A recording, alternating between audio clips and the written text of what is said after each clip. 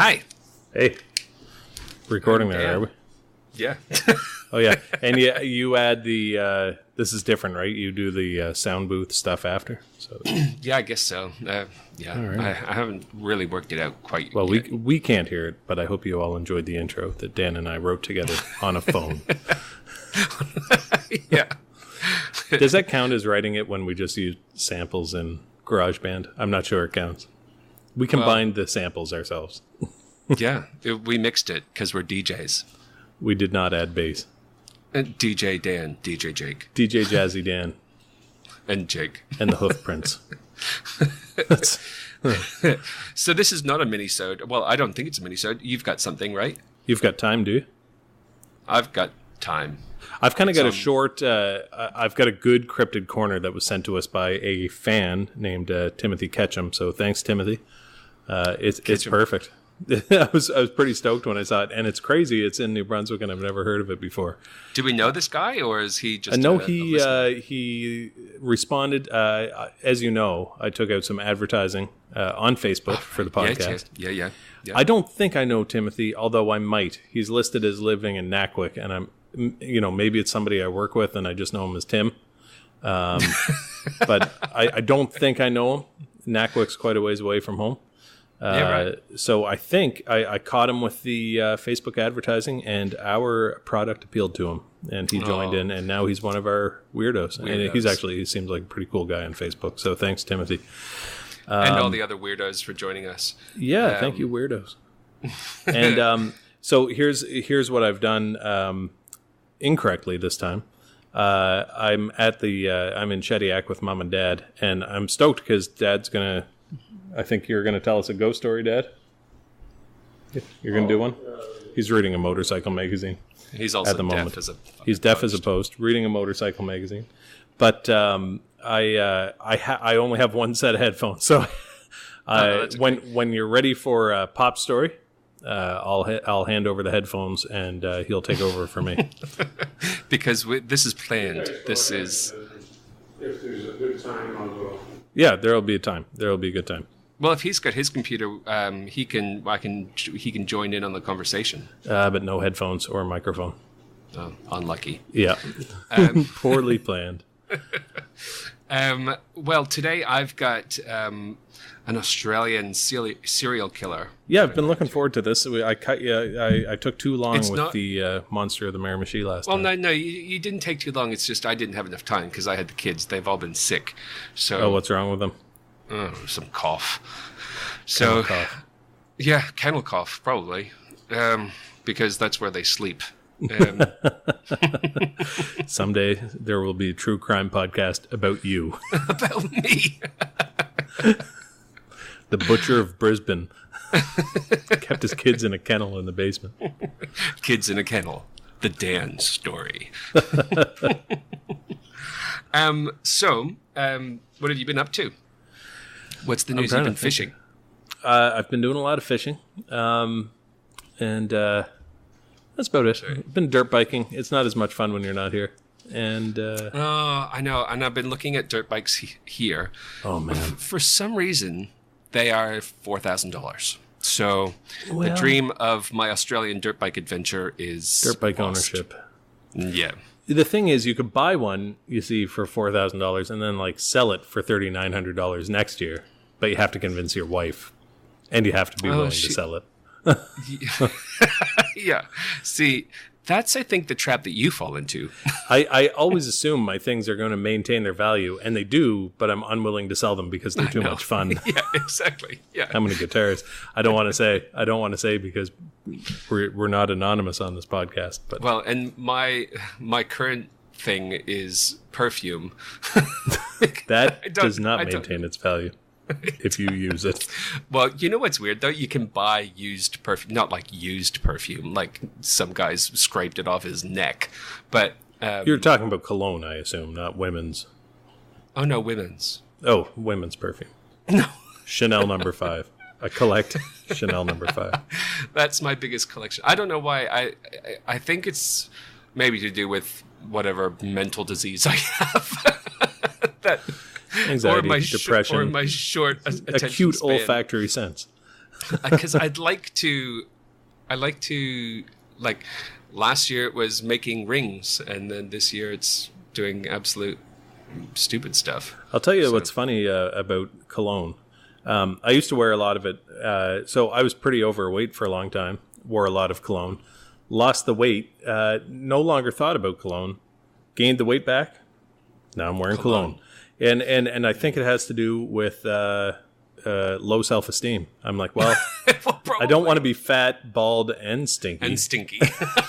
So if I smell better than everyone else, then I can look worse Maybe. than everyone else, and it's Maybe, like just it's a maybe. balancing act. Yeah. Maybe it But could but make then it- I'm sure women are like, man, he smells like he's at a bowling alley. What is this, 1970? Sex Well, and, Panther. 70% of the time, it works every time. it reminds me of what is that stupid show that I love, Parks and Recreation, Yeah. where the guy's trying to sell his perfume to I can't remember what the characters' names are, but and it's like called allergen or allergy cause a reaction. And shit like that, and I just love it. Well, today I'm going to talk about a serial killer. I've never heard of this guy. I think because his crimes were like between 1978 and 1991, so it was certainly before I came to Australia. And plus, it was all in Victoria, Australia.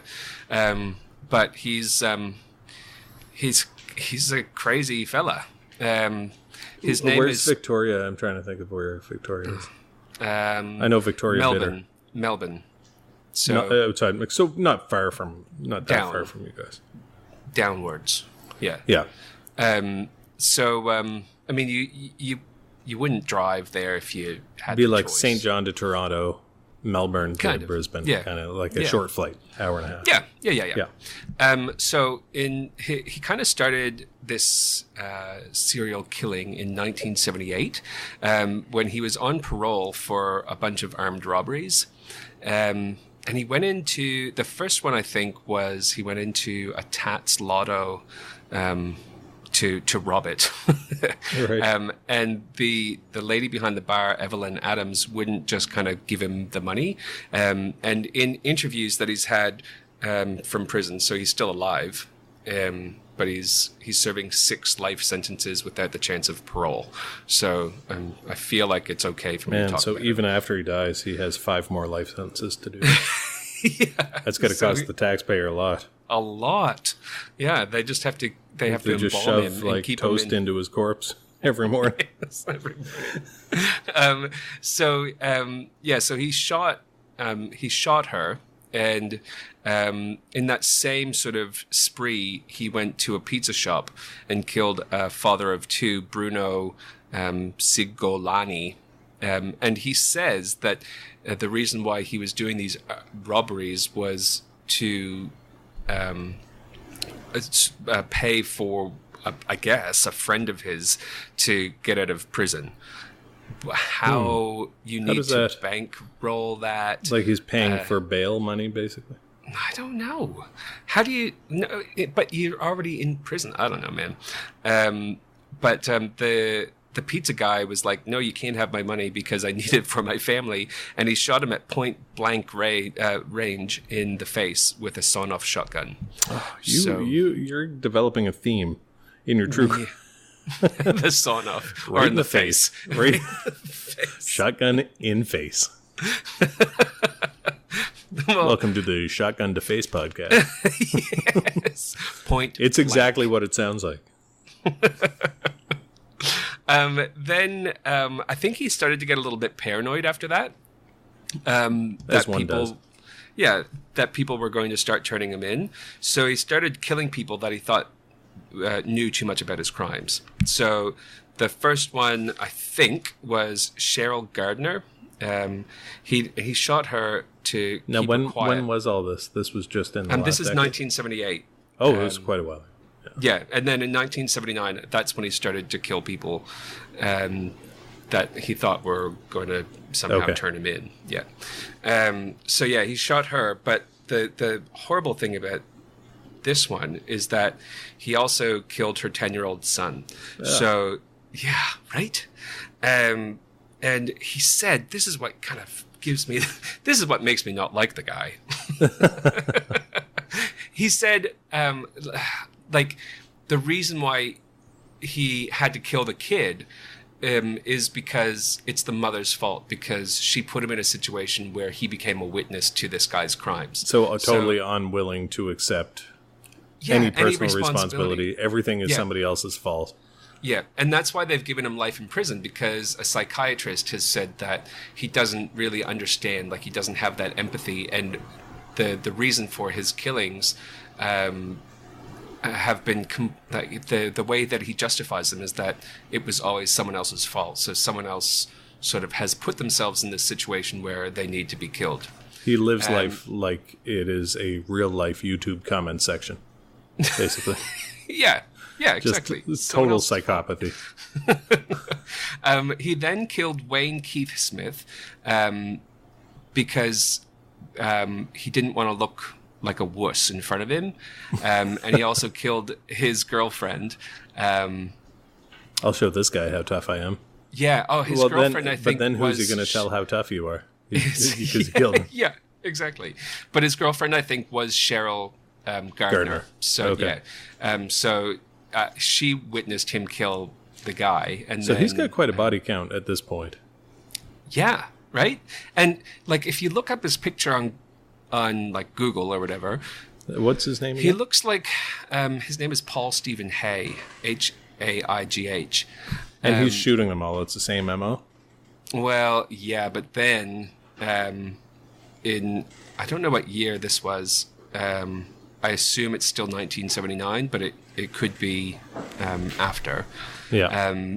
He killed his own girlfriend of 3 weeks. So, I think like week 1 of being together, like you hold hands. Week 2, you might, pick your nose a little bit. I guess in his mind, week 3 is when, like for me, it would be like when you can pass some farts or something like that. Week 3 for him was just like, I'm going to murder. This is the murder time. Yeah.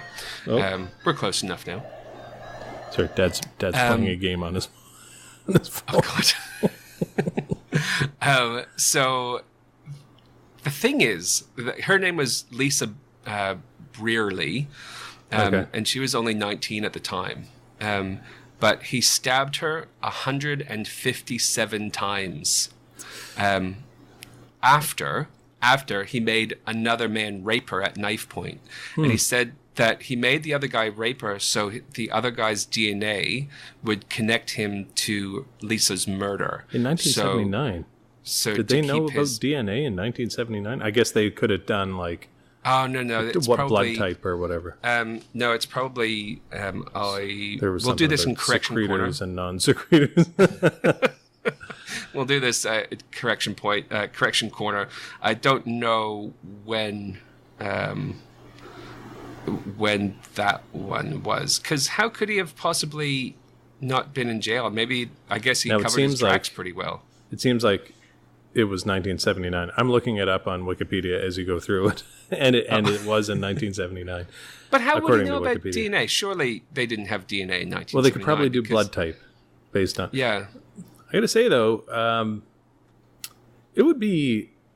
I mean, you hear all the time about people unable to perform under pressure. If I were the other guy, I think... unless he was a willing participant. Maybe he was a willing participant. I don't know, because I can't find anything about him.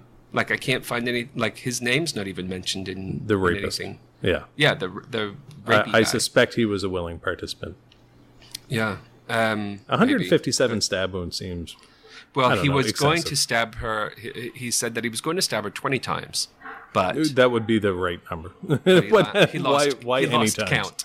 Why any times? I don't know what this guy's IQ was or anything like that. That sound in the background. Is Mum's dishwasher going? Well, he'll have clean dishes. So, yeah, I don't know how he knew about DNA.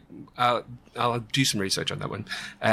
But, yeah, he was going to stab her 20 times, but he lost count. So I think he either is stupid or he was just, like, fucking fit of rage. It's before the days of the internet. He must have read a book that said to kill someone, stab them 20 times. Yeah, exactly. Doesn't matter where. No, No, just any hand. 20 will do. Idiot. And then his last murder was after he was imprisoned for those murders. So he was caught in 1979, I assume it was in 1979 or around that time. around that time. They said that it was the most horrific serial killer in that time anyway. In Australian history. Yeah, I mean, for me to know the answers to your questions, I would have had to do more research. Read a book. Watch a YouTube video. Bro, homie, don't play that. It's been busy. He killed a guy named Donald George in jail. I don't know. He assisted suicide, but it sounds like he killed him proper like. So that is Paul Stephen Hay in Victoria, Australia. Well, Not a nice fellow. well, Also, I think like proper nuts, right? yeah, like- seven victims, it says here. Yeah, well, And it does say he was apprehended in 1979. right. Yeah. So how do you know about the fucking DNA? That's going to drive me nuts. Well, I think what we'll have to do is either listen to a better podcast, like Case File. No, I don't know. Probably. I've They never may heard of cover this that one. So I haven't heard it on like Case Files or anything like that. I just sort of Googled Australian serial killers. There's a article here from the Sun. that Yeah. describes So his that's where crimes. I've gotten my information from. So the Herald Sun and Wikipedia. I always like to get, when we do true crime stuff, I like I want to start getting the police side of the story too, because Yeah, like that'd be how cool. they caught Maybe him and how they, once people. I mean, I don't know if we'll ever be taken seriously enough to get actual professionals on this show. well, we may be able to get Scott Gogan. Now he would know. When he'd be DNA able happened. to describe. What's funny? The first big case to use DNA, I was just listening to this the other day, was the O.J. Simpson trial. I know. was I the just first fucking famous- watched The People versus O.J. Simpson. Oh, an how is it? American- Oh, so good. It's like I learned things that I didn't know about the case because I was like 11 when that all sort of started to happen. And I haven't thought about it since. Like you see a white Bronco and you're like, haha, OJ. But that's about it. Yeah. But oh man, it is so good. And they've done the whole series on the premise that everyone knew that he was guilty. And it's so good. It was, the story is so good from a legal perspective because it was so much. It was so masterfully legally wrangled. And actually, I just saw an interview with the head of his legal team. It wasn't Johnny Cochran. He wasn't the head. It was some other guy. A guy with an Italian name. I can't remember. But Salvatore, maybe. No. Just going to throw out some random Italian names. Soprano, Tony Soprano. Is that it? Ari Gold? No. There you go. That's wrong. They called them the Dream Team. What the hell was the guy's name? Robert Shapiro. Is that Italian? Shapiro? No, I Sounds think Italian. it's Jewish. Maybe it's Jewish. Anyway, so I saw an interview with him on CNN. I don't watch a lot of news, but it was really good. He talked about how the prosecution assumed that they were going to have a lot more time to build their case because they assumed that the defense was spending a lot of time building their defense since it was so clear that he was, guilty, that he committed the crime. And he said they were in the pretrial hearing or at the beginning of the trial, and Shapiro said, the judge said, now when does the defense want to start trial? The prosecution assumed that they were going to say, 3 months from now, we need time to build our case. We need time for discovery, etc. And he said, we're ready to go. So he asked the prosecutor to call her first witness. And he said the color went out of her face and he knew he'd won the case. From that point on, he said there was no question that he was going to win. And he was right. Yeah. The other thing was that glove. They found that glove, Yeah. and he said they had to show them the evidence in discovery, and he was not a big guy, and OJ has apparently enormous hands. Yeah, and so And he Shapiro tried on the glove. tried on the glove and said it almost fit me, and I knew there was no way it was going to fit him. So he told him, when you walk by the jury, show them how tight the glove is. Yeah. Then they got, if the glove don't fit, you must acquit. I know. It And was such a good defense. It was a but, horrendous crime. like, I was thinking, like, if I was the prosecution, I would have had like a leather expert come in and discuss like It's been in the shrinkage rain. factor. Yeah. Because, that would also, who gives a shit if the glove doesn't fit properly? It's not like he was going ice skating. He was committing a murder. So you're already going to be uncomfortable.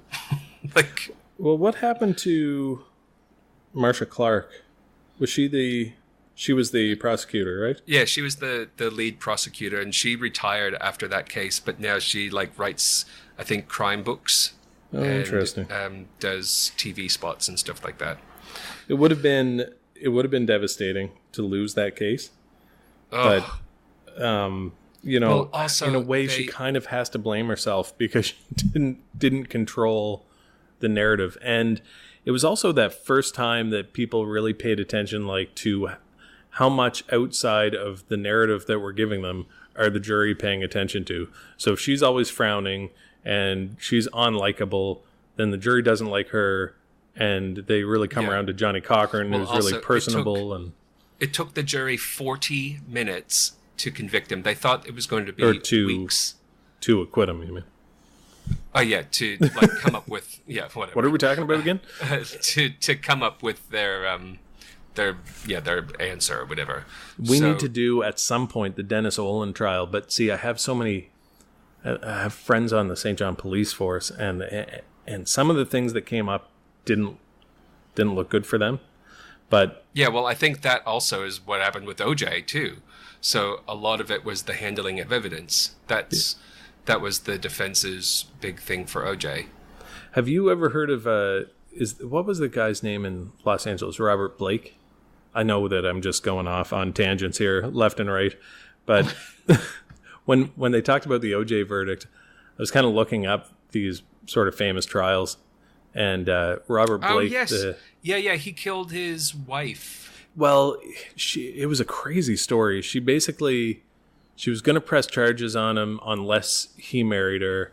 Yeah, She'd had his baby. He wanted Yeah. to He control. wanted custody. Yeah. He wanted custody. Anyway, he probably did murder her. Gave this ridiculous story about forgetting his gun in a restaurant and went Yes! in and somebody Yeah, that's else the one. shot Yeah. the wife. And Yeah. and the jury found him not guilty. And then one of the legal experts said that was the stupidest jury in the history of criminal justice. Yeah, well, that was obviously before the O.J. Simpson one, but Yeah. also O.J. Simpson happened just after the L.A. The riot. riots. So Yeah, I think that was probably a big part of what was on people's minds. I think the jury kind of thought, like, we also have the social responsibility to make sure there's not a second it was set of LA a tense riots. time in L.A. I think. Is it always a tense time in LA? It just seems like a city that's about to explode. I don't know. We've been over this. We have no idea what's Yeah. going on in the race world. We're two fucking middle-aged white We're guys bumpkins. We're basically bumpkins. we don't relate. We don't relate.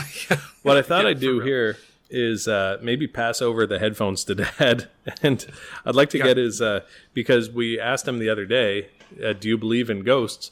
And to my surprise, he said yes. So Yes, I'm gonna was hand a it over, resounding, yeah. and maybe you can interview him and sort of get the story out of him. Get the He said, DL. not only does he believe in them, he says he's seen one. Anyway, I'm going to hand it I think over. with the level of volume that Dad's going to need to hear I'm this, turning you're it gonna up. be able to you'll be able to hear me loud and clear. Here you go. Just 1 second. So this is about ghost stories, right? Hi. Hey, Popsy. So this is about ghost stories, is it? Yeah, ghosts. So Jake says that you do believe in ghosts. I do. I do believe in ghosts. Have you I've seen one? actually, I've actually even had an opportunity to see my father looking down on me at one point in time. So that was a little scary, but at the same time, Comforting. no threat type of thing. Can you hear me okay? Yeah, I can hear you just fine. Yeah, I can't hear you. I've got to turn the volume up somehow. Okay, maybe I can hear you a little bit better now. Yeah, can you hear me? Yep. Okay. So one of the things that, since you guys were doing ghost stories, I thought one of the things that would be a absolute natural would be the burning ghost ships of Nova Scotia. And when I say ghost ships, I mean that there's a certain amount of truth in all these stories, and there's a certain amount of fiction in all the stories, but they all follow along the same category. Usually, it's on a river that's not close to you. So, for example, the burning pirate ship of Wallace River would not be something that I would be telling, but I would be telling you the story of the burning pirate ship of St. Mary's River in Guysborough County, Right. which is a good 200 miles away, so therefore far enough away that there could be truth and there could be fiction in the whole story. Yeah. But it's not something that I can walk out to a point and say, here's where it happened. Yeah, this is where I saw the burning ship. Yeah, that's where I saw the burning ship. And the second part of all these stories is it's usually told from a point of someone you would trust. So this would be my grandfather's best friend who died from mysterious causes 40 or 50 years ago. But because my grandfather told the story, it must be true. Right. Those are the kind of basics that go along with these stories. And then the third basic is collaboration by other people. In other words, Dr. Helen Creighton, who was a folklore specialist in Nova Scotia, also tells the story of the burning pirate ships of St. Mary's River in Guysborough County or whatnot. So it must be true. So it must be true. Doctor. I mean, it's been collaborated by someone who's actually written a book about stuff like that. Yeah. Now, So whether me guess. she- It happens at sunset. Well, usually what happens, and this is the third thing or the fourth thing, is that there's enough similarities that the story could be passed along verbally from people generation to generation, but they all have the same thing that happened is it's in the fall, it's late at night, it's a hunter who is lost in the woods and is desperately trying to get out of the woods before it gets too dark and too frosty and too cold, and he finds his way to a river. Now, when you're in the woods, you know that the river always flows towards the sea, so you're not lost anymore, except that you don't know where you are, and you only have one option, and that is to follow the river. Follow the river. And you follow the river to the sea, and hopefully you'll cross a highway before you get there. But nonetheless, there's a certain amount of desperation in the storyteller that he needs to get out of the woods or he's going to die. Yeah. So Right. if you think of this close to death, near death experience, all the stories have the same functional truth to them. And so I'm going to tell the story that came down to our family, and it came down through my grandfather.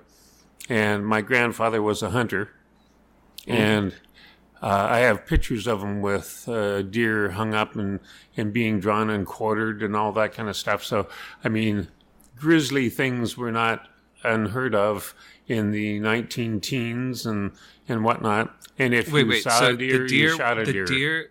The deer were being drawn and quartered? Yes. When you're a hunter and you shoot a deer, you have to field clean the deer, which basically means you open up the abdomen, you remove the intestines, you cut out a hole around the asshole and the urethra or whatever the right words are, so you don't stain the meat with urine or anything like that. Yeah, right. Gross. And you basically leave the innards in the woods, and then you bring the deer home, and in every garage, in every home in Pugwash, as an example, there would be deer spreaders. And all that Gross. is it's a I guess you call it a block and tackle with a hook on it, and that hook connects to a broad piece of a beam, and on the beam you basically tied the two hind legs of the deer, spread them out, and that's how you skin the deer. You fine clean the deer, you remove the head and everything else, and then you basically cut it up like a butcher would cut up a cow or a pig into roasts and ribs and legs and all that kind of stuff. Yeah.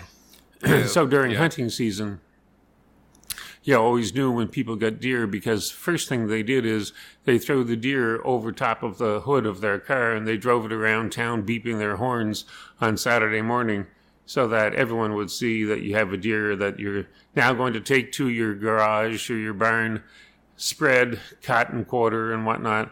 And then, of course, if you were friends of the family, you all showed up with a brown paper bag empty, waiting to be filled up with deer steaks or roasts. Nice. And that was kind of deer season in Pugwash. So deer season in Nova Scotia, rural Nova Scotia, whether it was the St. Mary's River, Wallace River, or whatnot, everyone, all small towns were the same. Yeah. You basically got your hunting license, and that gave you the option of killing as many deer and filling your larder as you wanted. Gross. Well, it wasn't gross, but I will say that, one of the things that we used to do in the fall is after my uncle got a deer, you cut off the front legs just down around the last knuckle joint and whatnot. And kids always took body parts, deer body parts, to school to show off that their uncle was a good hunter. I would, I'd play, donkey punch, and go around and hit Jake with it and say, "It wasn't me, Mom. It was a deer kicked him." Yeah, a deer kicked him.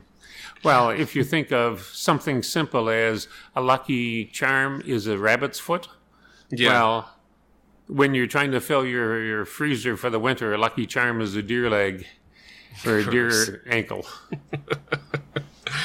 So anyway, the story starts late in the fall. So this would be early November, mid-November, hunting season. And hunting season always used to be 6 weeks long. So you would start in October and you'd end up in the 1st of December.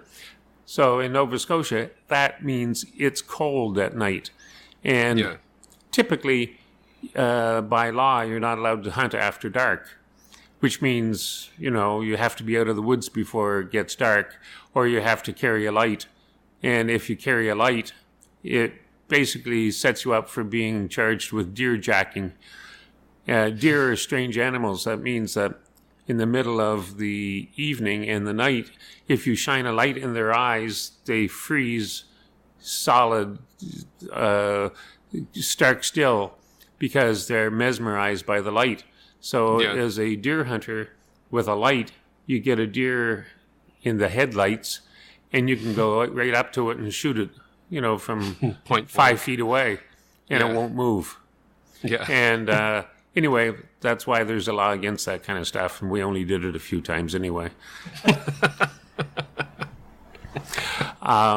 So this takes place. My grandfather's best friend was out, and it was almost December, so it was late November, and he got lost in the woods in St. Mary's in Guysborough County, and that's a county in Nova Scotia.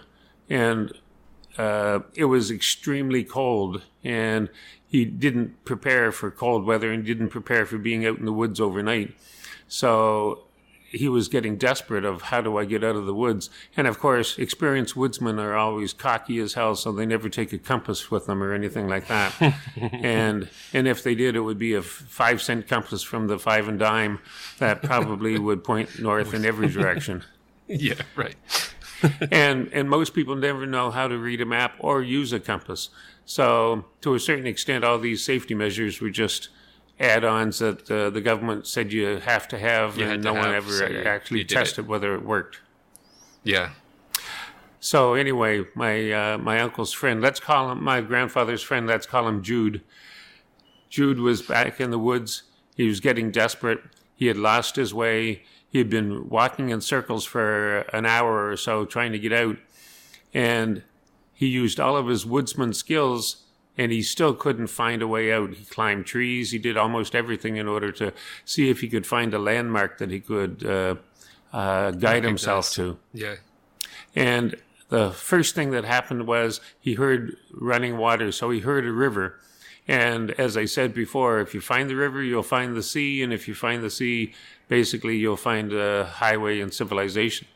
Yeah. So, but this was a very cold and wet night, and it was raining, and it was foggy. And anyway, he wanted to make sure that he was careful, so he walked right beside the water all the way in the direction of the sea. But he got colder and colder, and by the time that he started getting very difficult for him to walk, because it was difficult around the sides of the river, and the river was very deep and dark. And all of a sudden, from behind him, from upriver going down towards the sea, he heard a noise of what he thought was the clanging of ropes and iron against a wooden hull. So he thought there was a fisherman or another hunter coming down towards the sea in a boat. So he waited and he waited and waited for it. And then he saw this huge glow coming down the river. So he thought, oh, great, someone's out with their deer jacking lights and whatnot. And, I'll get a free lift down towards wherever this guy's going to dock. Yeah, right. But the glow got bigger and bigger and bigger. And then he noticed it wasn't a steady glow. It looked like it was a campfire, or it looked like it was a bonfire that was coming down the river. And as it got closer, he could see that it was not a punt, or it wasn't a scow, or it wasn't a hunter's boat, but it was a boat from the 17th century. It was a square rigger. And a square rigger is multiple masts, and it's a boat that, could carry 20 men on it. Like the Nina, the Pinta, and the Santa Maria. Yeah, although a little bit later in life than that, it was more along the lines of the Hector or the Hope, like a ship that's like a tall ship, immigrating people. It's a tall ship, and but this tall ship, its sails were on fire, and its masts were on fire, and people were on board and trying to put out the fire, but it looked like every time they threw water on the fire just got bigger, and the big thing about this was that my Jude basically thought he was dreaming. He thought he must have fallen asleep from the cold or whatnot, but he couldn't not see what he was seeing. And as this boat got closer and closer and closer, crew members were looking over the side, and they were looking directly at Jude, and they were waving to him to come and join them. And he knew at that point in time that he must have been close to death, because these were the ghosts of people who had been lost on the river in the past. That he'd recognized? No, he didn't recognize them, but he had heard stories before, because this is not the first time or the first generation where the ghost ship stories were told. So they were waving to him to come and join them. And to Davy Jones's locker. To Davy Jones's locker. It was probably to the St. Mary's Bay locker, but nonetheless, he swore that they called his name, and the was it fear like, that it hey, put through Jude. him. Hey Jude, don't be alone. Come and join us on the high seas. On our ghost ship. So Jude decided that, hey, I have to get away from here, even though I'm leaving the safety of the river. And he ran back through the woods, and after about an hour running through the woods, he had lost his rifle, he had lost all sense of directions. He came out on the back of a farm and behind a barn, of the farmer's barn, and he went and he knocked on the door of the farmer's barn, and he basically told his story immediately, and the farmer said, "You're the third person in my lifetime that's told me that story." So the haunted ghost ship of St. Mary's River in Guysborough County, Nova Scotia in Canada must be true because it's happened to multiple hunters over multiple generations. And it's been written up. So it's got to be true. But so Jude lived and survived, but sadly passed away in a house fire a year later. No fucking way. Really? Yes. Yep, that was the story. He died in a house fire? He died in a house fire a year later. And it was because he managed to escape from his destiny on the river, but he still couldn't escape the fire. They came back. So that was the story that my grandfather told my grandfather told my uncle, and my uncle told me. And my uncle was a barber in Pugwash, Nova Scotia.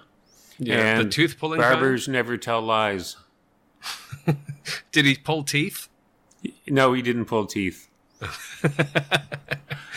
But he certainly was a good hunter. He knew how to look after himself in the woods, but he also knew how to tell a story. So that's the story of the haunted pirate ship, the burning pirate ship of St. Mary's River.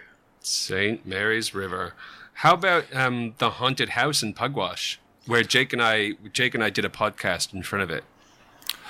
Now, the haunted house in Pugwash, there's two houses in Pugwash, or one in the surrounding area.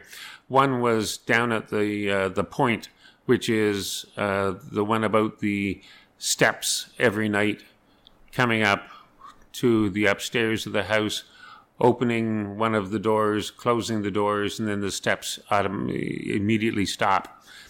And that's one of the ghost stories. And I'm just trying to think of what the other one was. The other one is the mysterious tunnel that leads from downtown Pugwash, from the oldest house in Pugwash, all the way to Rose Island, which is an island in the Pugwash estuary. And that island is actually owned by John Caraberis these days. Oh, really? Yeah. Does the secret passageway still exist? The secret passage place, which is basically the oldest house in Pugwash, dates from about 1720. And this house is still in existence. And as a matter of fact, it was owned by friends of mine. And from personal experience, I've actually found with the kid whose parents owned the house, the entrance or the beginning of the secret passage. And it's in their basement behind a stone wall. And of course, the walls are all made of stone and basements in the 1800s and 1700s. And we opened basically a passageway that probably went about 50 feet before it crumbled underneath the weight of the rocks in their house. But it leads from the harbor side of Pugwash all the way through town. And this is from their grandfather, who probably holed up or closed up the passageway to begin with. And he said that it leads all the way through town underneath the harbor and across to Rose Island. And Rose Island is said to have been a pirate burial spot for treasure because it was a small island in the middle of nowhere amongst about 20 different islands. Yeah, like a desert all of which island. are small, but all of which are protected by the Pugwash Harbor. So I've actually seen that entranceway and walked it for about 20 to 40 feet before it was closed in. So Jeez. that story has a lot of truth to it because the actual passageway exists. It was told by a grandfather to his own family. And then Was this in the time like of the underground railroad though of Canada or anything like that? Could have or it would maybe be like all around the same time, except in Nova Scotia. Nova Scotia is 300 miles from the U.S. border, so this would be, not part of the underground, but it would be, you could be part of keeping people, sort of taking them in one place and scooting them out another place, or Also, have them reside on the island until they could find a home or something like that. Also, Pugwash was a dry town in the Prohibition times, so maybe it was just used for smuggling booze. It could have been used for smuggling booze because it would be boat accessible. And in Nova Scotia, actually, my father used to run booze to the States because he was a mechanic and knew how to soup up cars and things like that. And he said he made a dozen trips to the States taking Canadian Club whiskey down to Boston. So, Well, it is delicious. yeah, it is delicious. So anyway, that's my story. I'll give you back to Jake. Okay, love you, Popsy. Okay, edit away. No, I'm not editing shit. Those are nice headphones. Yeah, they're good, aren't they? Got some nice pictures. Put one up on our podcast Facebook. Yeah. Well, thank you, Dad. All right. Do you There hear go. that? Those were good. Some actual, some good ghost stories. So, Ghosty stories. got to do a corrections corner here. Oh, the volumes are so loud. I wonder why. Little corrections corner. A correction for this episode. Timothy Ketchum is from not Nackwick, so that is right where I live. I probably know him from work or something. Oh. Hey, Tim. Hey, Tim. Sorry about that. Sorry about I was talking to a friend of mine, Caesar, who works with my wife, and he was saying, now, we haven't mentioned this in One Foot in the Grave, but in our last podcast, we were saying how, well, I was saying how there's, you never Dad's, hear Dad's about... having a yippee IPA. Yeah, well, he should. Thirsty work telling ghost stories. How you never see modern day ghosts, like just someone texting in the corner or something like that. And I was like, fuck, dude, we've talked about this on our last podcast. And he was like, and, you know, I think maybe hauntings are all a big misunderstanding because, you know, when you don't have modern day ghosts, you've got people from ye olde times and they're walking around and they see all this crazy stuff like computers and phones and stuff. And they're not going like, whoa. They're going, actually Amish. they're going, That wasn't a ghost. Oh, wow. That wasn't a ghost. It was a Mennonite. I was wondering why she was dressed in Victorian garb. Mennonite. Well, we talked about how you never have like the modern, like, because I think of all the young people who get killed now, there are fair share of car accidents and cancer and stuff, but And murder. Yeah. but the ones who are murdered that we see are mostly associated with like selling drugs and stuff. So you never see Yeah, the guy crime. with like, Yeah. you know, baggy jeans and the nose ring and the Yeah, hat on backwards. And the pocket chains. And You that's guys what's still owe making- me money. Yeah, with my money, bitch.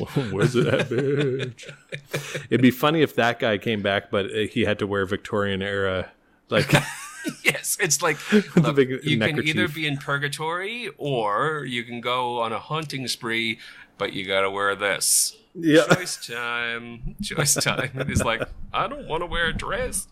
I'm wearing that shit, dog. All right. Well, Do you have time? I got a couple things. yeah, do your cryptid corner. Oh, the cryptic corner is so funny. I got to just open my notes here. Just one sec. Oh, fuck's sake! For some reason, it's open to the Telegraph Journal. Okay. Well, I mean, So it this would is be from- good. It would be a good. A Well, good we did- newspaper if they had mentioned our fucking podcast on it. But They did yeah, not. fuck you. They Fuck didn't you. do us any favors. But you know what? Maybe we need to grow it. Grow it, then show it. Story of my life. Story of my life. So this is one from Timothy. So this is the Dungarvan Hooper, and it's spelled Whooper, like Whooper. So this is a cryptid from Miramichi. It's kind of a cryptid and kind of a ghost story. You're focused on that Miramichi, aren't you? I don't know why it keeps coming up. I had Alan Legier last week, and now it's the Dungarvan Hooper. It says specifically pronounce it Hooper. I wrote that in my note. So the story is New Brunswick was a logging province, basically. I thought it was a fishing town. Get your story fishing straight. and logging. We did a lot of, we were hewers of wood and catchers of fish. I can't remember how the saying goes, but anyway, there was this, in the early 1800s, there was a cook at a logging camp. His name was Ryan. I watched the video, but I didn't write his last name. Let's call him Ryan Gosling. It's not Ryan Gosling. He's Irish, so Mick Gosling. And he was the cook at this camp, and the camp boss apparently they couldn't get meat to the camp, and one of the loggers, these are big burly guys, said, "If you don't have meat by tonight, I'm gonna cook you and eat you myself." So, in one version of the story, the camp boss, the guy said, is convinced, if you don't eat your meat, you can't have any pudding. Well, exactly. So in one version of the story, the guy's convinced that the logger... How can you have any pudding if you don't eat your meat? Yeah. Sorry. You laddie. Stand still. So in this version of the story, the camp boss is so convinced that the lumberjack is not kidding. And you know what's funny? This theme keeps coming up in Stephen King about the crazy Canuck lumberjacks, and it was a featured story in It, the novel, written in 1987. Quite not campy.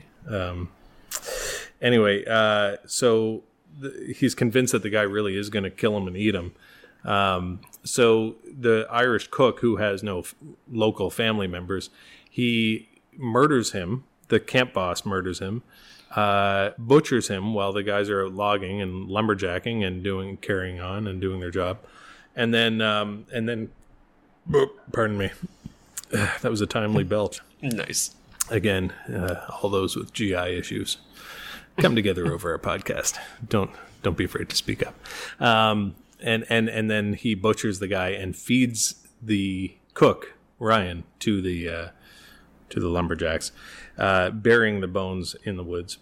And then after that night, after the cook goes missing, for years, and so lumberjacks was born report the Whopper. The Whopper. Burger King even named a burger after him. So for years after, lumberjacks report hearing this horrendous whooping sound coming from the woods. And I guess they probably named it this during the time when whooping cough was a thing, because I don't know what a whooping sound would sound like other than whoop. Which doesn't sound that scary, but maybe in the middle of the night. Yeah. Maybe in the middle of the night when you're not expecting it.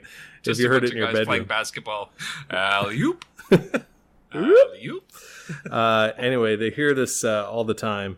And the idea is that this is the ghost of Ryan, the Irish cook who was murdered. So fast forward 100 years to the early 1900s, and another camp is set up in the same area. They'd stopped cutting the woods around that area, and then basically all of New Brunswick got clear cut at one point, so they had to go into the areas that they hadn't cut before. So they set up a new camp there. The boys are drinking and playing poker at the camp, and they hear the sound, the whooping sound. And the one fella who's come from Alberta and doesn't know the backstory insists that his friends are just being pussies, basically, whatever the 1900s term was. A bunch of jillywags. I don't know what they said in 1908. Yellow-bellied chickens. Anyway, so he goes out to investigate. They're telling him not to go. You know, it's the Hooper. It's the Dungarvan Hooper. Don't go. He goes anyway, and they hear the hooping, and then they hear nothing at all, and the guy never comes back. So, taken by the Hooper, or aboard the pirate ship, he be. Or potentially never happened. But that's a cryptid from New Brunswick again, and that one is thanks to Timothy Ketchum. And then, thanks, Tim. Yeah, thanks, Tim. I'm sorry, I can't remember you from work. I'm sure we probably do work together. That's embarrassing.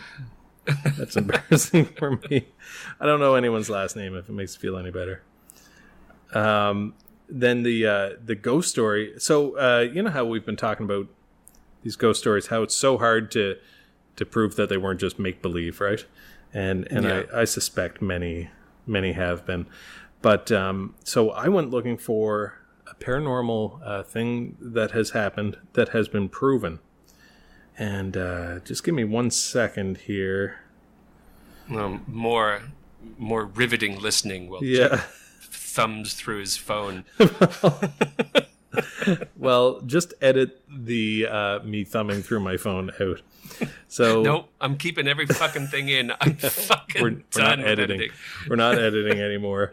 Everything is in here, including our racist rants. We're not. We don't have racist rants. We've edited yours rants. out. Well, it wasn't racist though. It was just. Sure. I joined the KKK because I thought it was a motorcycle club. I like the hoods.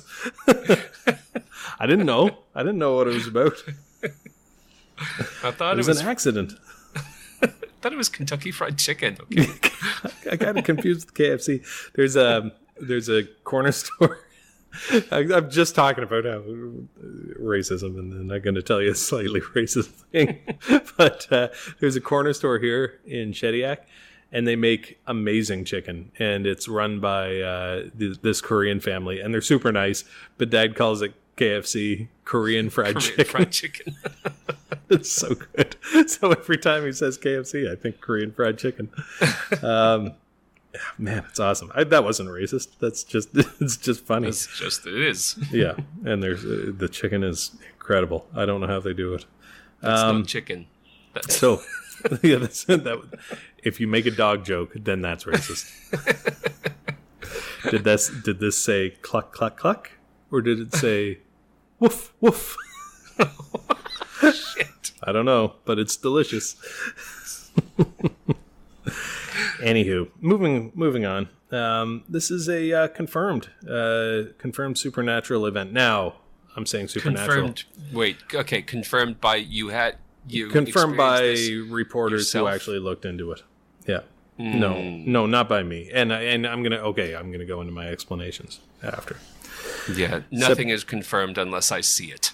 Well, exactly. But it's very hard to this would be as confirmed as one I could find in the 20 minutes I decided to put into researching this episode.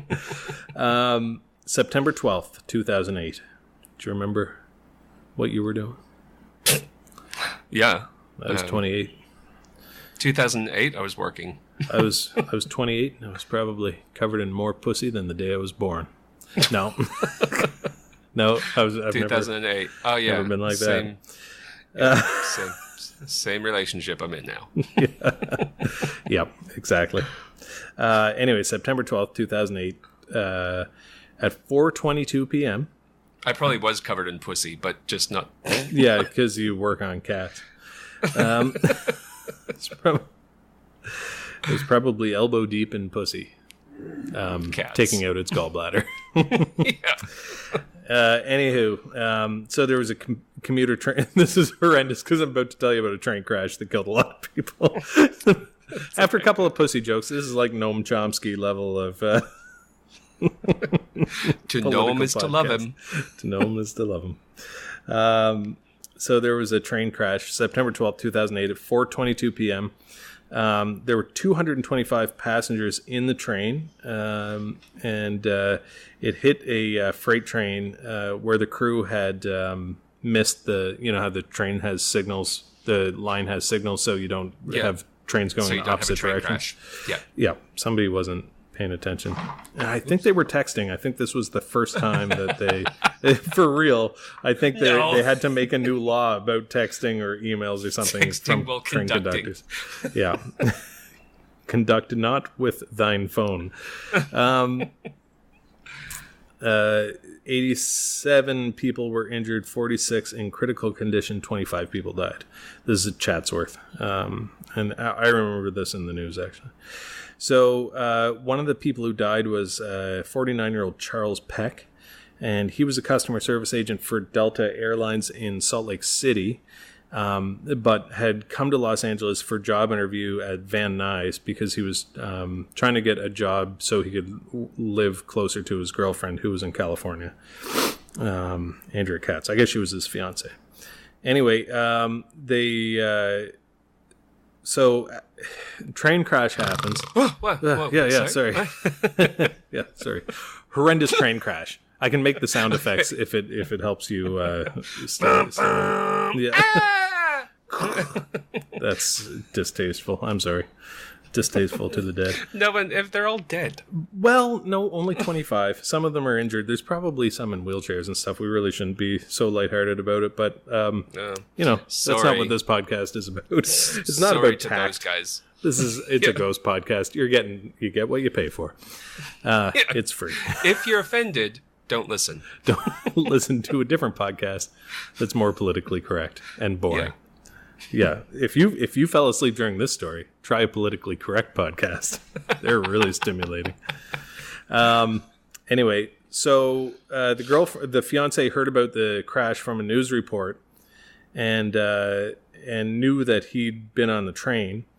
But over the next 8 or 9 hours, his phone put out 35 phone calls to loved ones, and they'd answer and just get static, and the calls, when they'd call back, would go straight to voicemail. But they assumed that he was alive and trapped in the wreckage. And the rescue team actually pinged his phone and used the location of the phone to find him. But when they found him, they said he'd been clearly killed on impact.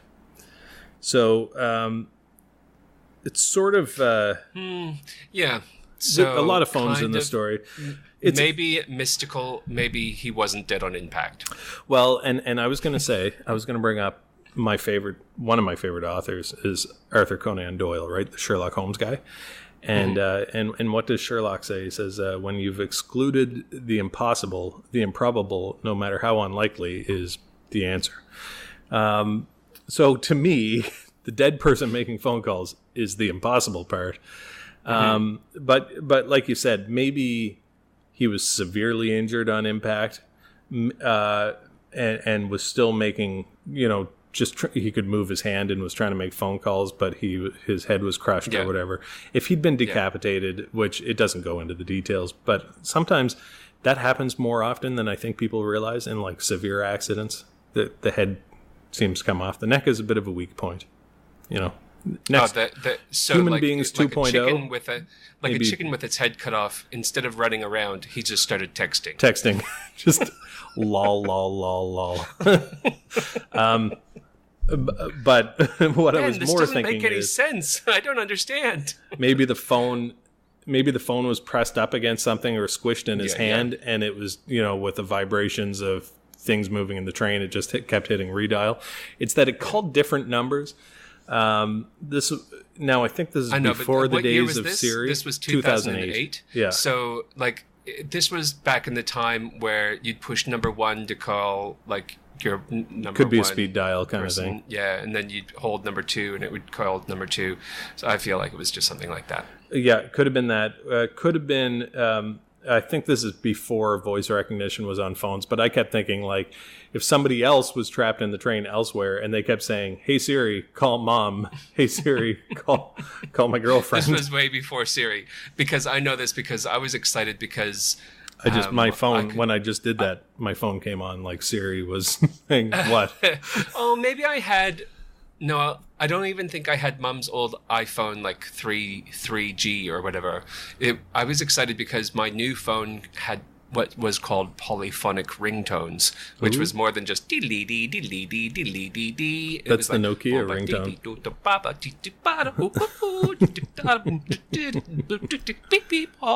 And 2008. My first iPhone I got was in 2011 because I was already a doctor when I got it. I think, or already a radiologist. So in 2008, yeah, hashtag big loan. In 2008, I might have gotten my BlackBerry. It was a BlackBerry Bold. BlackBerry. That was super. I was pretty proud of it, times. and I played. There was a game I used to play on it all the time. I can't remember. Maybe it was Tetris or something. Anyway, I was stoked that I could send texts and do emails, but then I got that iPhone after, and I was like, why the fuck did I keep the BlackBerry for so long? It was so useless compared to because you get your iPhone and then you never look at your computer again. Like I do everything on it, and the BlackBerry you do your emails on it, but it was still slower. Anyway, I don't like to say that because Research in Motion was a Canadian company and stuff, but Apple who did BlackBerry? Was better. Yeah. Yeah. You don't hear much about BlackBerry anymore. No. I think maybe there was a thing where the military was going to use them because they're more secure, but again, pretty old. I mean, when it comes to that kind of thing, I don't really feel bad if I choose one over the other because just one's better than the other. But it raises the point, too, that maybe there was an actual keyboard on this thing that Peck had, and maybe it just kept hitting a button while the stuff was shifting in the train. Yeah. Interesting side point. I know I just quoted Arthur Conan Doyle, and Sherlock Holmes, obviously fictional character, but really set the tone for modern forensic science, and I think set the expectations that science would have a role in crime fighting and problem solving. And pipe smoking. Conan Doyle, big believer in fairies. Ooh. So there you go. Yeah. Just I'm glad he didn't bring that into one of the Sherlock Holmes stories. Yeah. But what was it? The Hound of the Baskervilles was, I think that was maybe one of the big classics, was the Hound of the Baskervilles. And it sounded so much like it was going to be a ghost story the whole way through. And maybe that's where that quote came from, where if it's not impossible, regardless of how improbable it is, it's probably the answer. I don't know. Go read some Arthur Conan Doyle if you haven't already, or listen to they have great audiobooks of it. And I think they're either free or very cheap because it's such old material, but it's always read by an English gentleman who has the exact accent you would expect Sherlock Holmes to have. Watson, that's a pity. Watson, where's my pipe, Watson? That's terrible. That's not even... I don't know what accent you're doing. Maybe it's off It sounded German. Watson, where is my pipe? Watson, my pipe is dry. This pipe will sign the papers, Watson. I cannot sign the papers.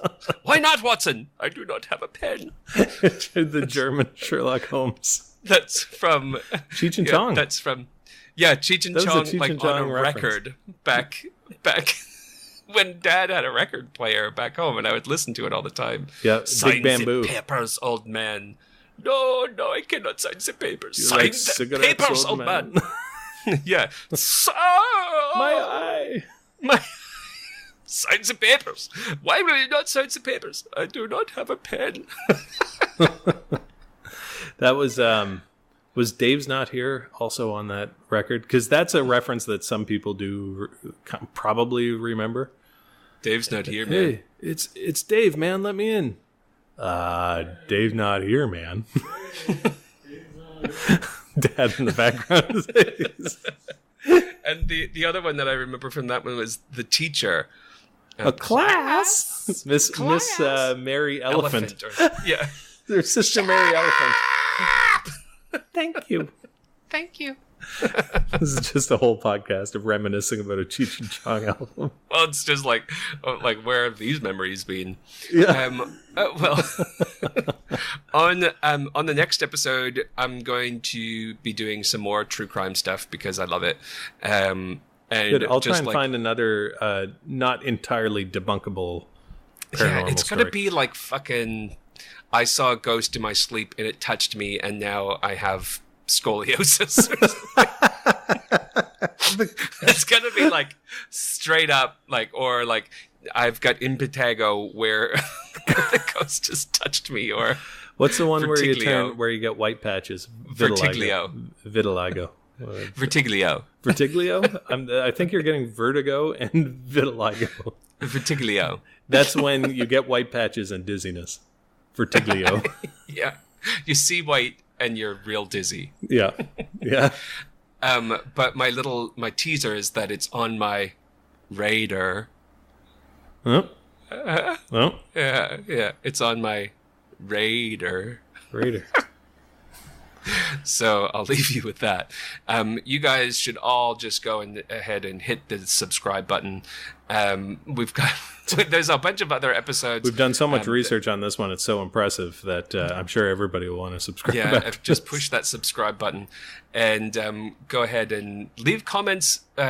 Leave us comments. Now, you can send us emails on onefootinthegrave.podcast@gmail.com, but you can also go on Facebook, leave us comments there, start a conversation about whatever you want.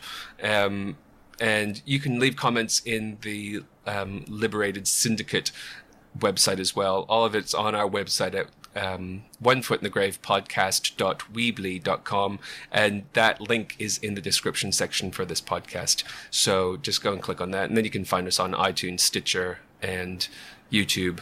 Yeah, you can send us personal messages too if you join. I think if you join the Facebook thing, you can. Send us you can message us from Facebook as well. You can also find our just add us on your Facebook. You find our personal just do Facebooks that. on Just do all the things. Do all those things. We'll make a community then, of weirdos. And how many listeners do we have now? Do you know? We're getting up there now. Are we? Yeah, triple digits. You're kidding. No. Wow. I'm not kidding. But I don't know how many times you've listened to it. Well, not triple digits numbers of times. Well, that's what I figured too. I just don't listen to them anymore. I listen to each episode once or twice. I find that fulfills soothing. Me. Yeah. I put it on when I'm going to sleep sometimes. Just to remind myself that this is as close as I'm getting to a paranormal encounter. Yeah. Like, oh my gosh, I can hear voices. It's from my us. phone. I got to say, if you came in from 20 years ago and saw not just the technology we have, but the fact that Donald Trump is the president of the United States, you would think you had entered an alternate dimension. It's like the ending of it's like the ending of, what is it, 1964 or whatever? 11/22/63. Yeah. 1960, whatever. The thing where Abraham Lincoln was killed by John F. Kennedy. I can't remember all the details. Yeah, something like that. But yeah, it that feels like the world we're living in currently. Did you read the book and also see the TV series on 11/22/63? I couldn't get through the TV series. And I like James Franco a lot, but in a way now, every time there's a Hollywood actor who's really thin, I'm just pissed off, and I. Like, fuck, why do I keep eating? The guy who runs the diner gave me the shits too. Like, it just wasn't good. Yeah, but the book was amazing. The book was so good, and it was so visual in the book, and then it was just such a letdown. Yeah, it wasn't. Maybe I think they spent all their money on James Franco and not enough on the production value.